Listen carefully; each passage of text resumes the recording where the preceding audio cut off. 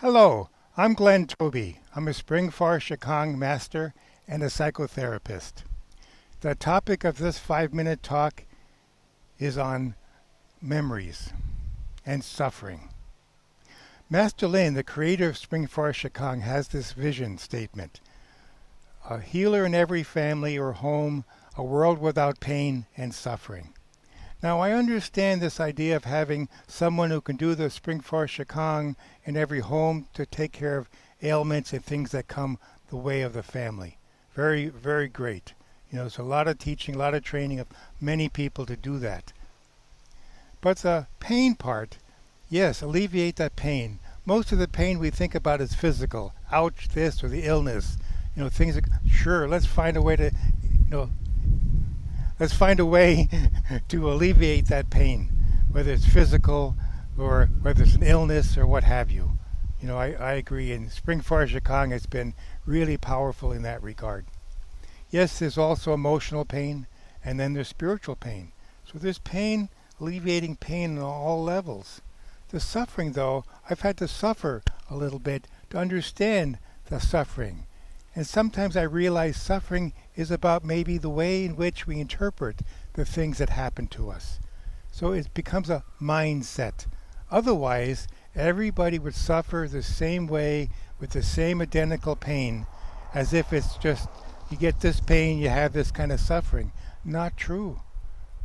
People interpret the pain differently, their circumstances, their emotional condition differently. It becomes personal. So their suffering is personal.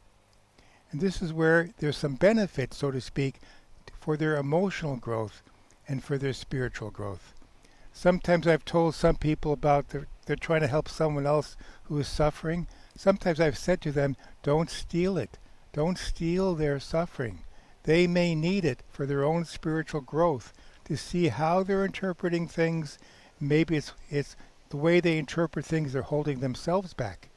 So if I steal that from them, they may not be able to grow. Help them with their suffering, with their interpretation of life. Yes, that's true. Heart work. Doing the heart work in someone who is suffering or your own suffering in order to change your mindset. Now, someone have said to me a little while ago about memories. The memories that we have, the good memories. And they say, how do I get rid of the bad memories? Well, actually, memories are memories. They're experiences. So if I asked you, I want you to get rid of the good memories in your body, the good memories in your mind. You say, Glenn, I really can't get rid of them. I know. It's the same is true like with harsh memories or really painful memories. They're there.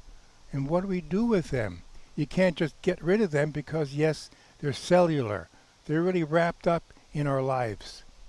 I understand that some people have experienced physical pain, traumas, and tragedies that are so horrendous that it really is hard to live a life, free of that. There's a constant reminder of that. But it's also true about good memories. Living in the constant memory of those experiences as well. So again, not everyone experiences the same thing in the same way. Everyone interprets experiences, memories in their own personal way. So turning all memories into teaching stories becomes a really important concept. How can I say this happened to me and this happened to me? This harsh thing happened to me. This really great thing happened to me. They're all things that make me who I am. But if I take some negative things, harsh things, and turn it into my identity, the reason this happened to me is because I'm a bad person. That's who I am. Or you shame yourself. I'm defective. That's why this is happening. I'm no good. That's why this is happening. When you take on the memories and that becomes your identity, the experience becomes who you are rather than becomes an experience that you had. So the important thing is learning how to continue to develop memories because of the vibration. Continue to develop heart work. The more you reach out with your heart, the more you open up with your heart, then the interpretation of things that have happened to you is different. You can look back, can't you? Remember some times when you were suffering and now you know different.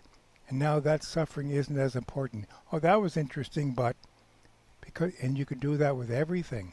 You can move beyond the things that trap you into a higher understanding for your physical, emotional, and spiritual life. Thank you for listening.